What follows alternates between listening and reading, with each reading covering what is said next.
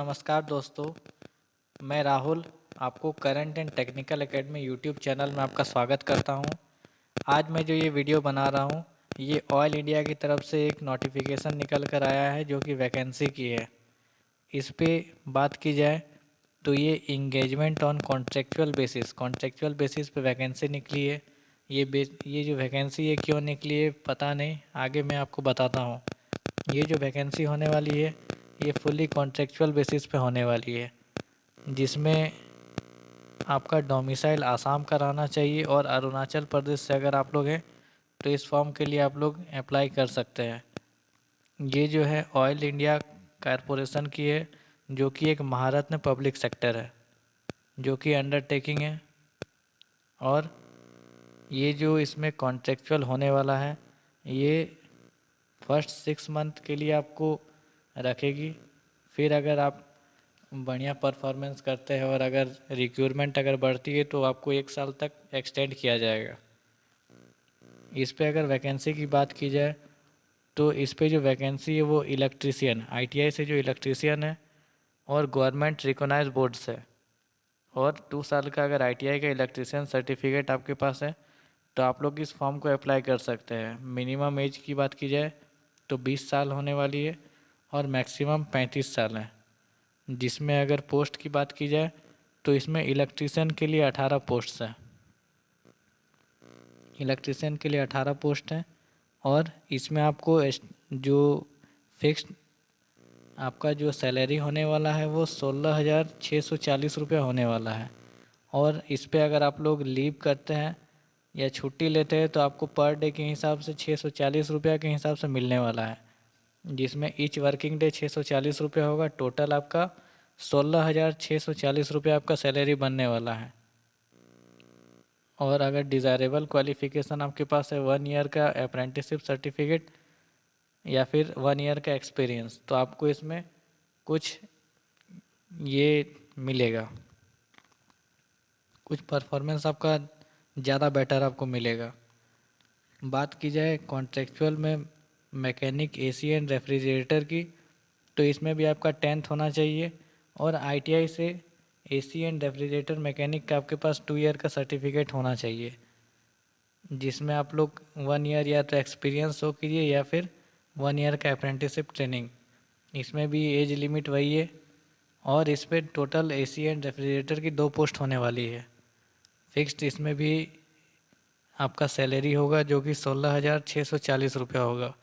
अगर आप लोग एब्सेंट करते हैं तो इसमें आप लोग का पैसा कटेगा 640 रुपया पर डे के हिसाब से, आपको वर्किंग डे के हिसाब से पैसा मिलने वाला है। एक डिप्लोमा की पोस्ट है जो कि एसोसिएट इंजीनियर की पोस्ट होने वाली है इलेक्ट्रिकल से, 20 पोस्ट है टोटल, जिसमें आपको pass diploma in electrical engineering from a government recognised board university, और दूसरा है electrical supervisor certificate is competency part 1, 2, 3 and 4। Desirable qualification में आपको चाहिए electrician supervisor certificate for competency part 6 का, मतलब आप फुल टाइम डिप्लोमा होना चाहिए। इसमें भी एज लिमिट वही है 20 से 35 साल तक जनरल के लिए, और SC ST के लिए 40 साल तक है, OBC के लिए 38 साल तक है। इसमें आपको एज रिलैक्सेशन मिलेगा। इसका जो सैलरी होने वाला है वो 19,500 है और 750 रुपया पर डे के हिसाब से आपको मिलने वाला है। इसका जो एडमिट कार्ड है, एडमिट कार्ड और पास सर्टिफिकेट और marksheet of class 10 issued by concerned government recognized education board will be considered as a valid proof date of birth. No other document will be accepted as valid proof date of birth। में जो आपका date of birth certificate होने वाला है वो आपका 10th का marksheet जो होने वाला है, और दूसरा कोई भी अगर आप डेट ऑफ बर्थ प्रूफ में अगर शो करते हैं तो वो अनवैलिड होगा। मैंने जैसे आपको बताया ये प्योरली 6 मंथ कॉन्ट्रेक्चुअल बेसिस पे है। अगर फर्दर अगर कॉन्ट्रेक्चुअल इंगेजमेंट में भी extend after requisite universal of substance period of 6 month, अगर डिपार्टमेंट अगर चाहे तो और 6 मंथ के लिए आपको एक्सटेंड कर सकती है।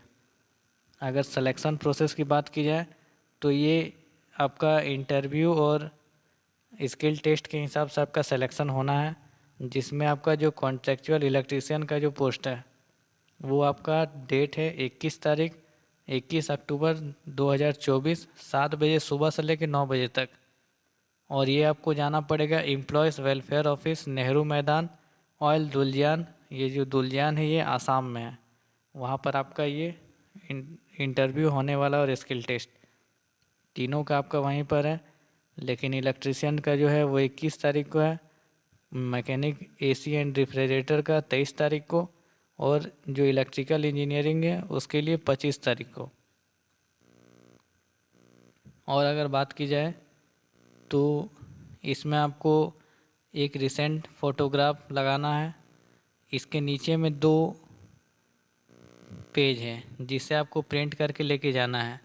मैं रिकमेंड करता हूँ कि अगर वहाँ के अगर आसपास के हैं, आसाम या फिर अरुणाचल प्रदेश, तो आप लोग इस फॉर्म पे अप्लाई कर सकते हैं। इस पे आपको मैं ज़्यादा तो नहीं बोलूँगा, लेकिन इसमें कॉन्ट्रेक्चुअल बेसिस से परमानेंट होने के चांस आपको कुछ बनेंगे।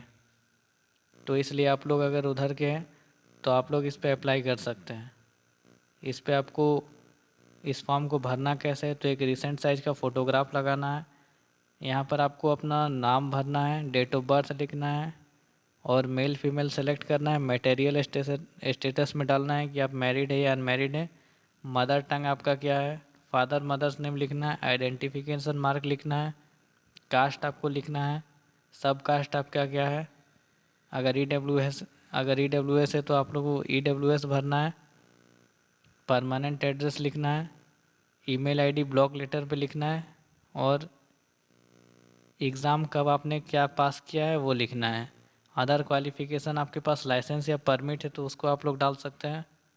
यहाँ पर नीचे में सिग्नेचर करना है, यहाँ पर सिग्नेचर करेंगे आप लोग। वर्क एक्सपीरियंस अगर आपके पास है तो यहाँ पर वर्क एक्सपीरियंस आप लोग भरेंगे। कितना दिन आपने यहाँ पर कितना दिन का एक्सपीरियंस है आप लोग यहाँ पर वो लिख सकते हैं। कितना कब से कब तक आपने कहाँ पर एक्सपीरियंस लिया या अप्रेंटिसशिप किया है तो उसको भरना है। एम्प्लॉयर का नाम क्या है और डिजिग्नेशन आप किस पोस्ट पे थे वहाँ पर, वे सारी चीज़ को भर के उसके बाद आपको यहाँ पर जो आपका अभी मैंने एड्रेस बताया वहाँ पर आपको जाना है।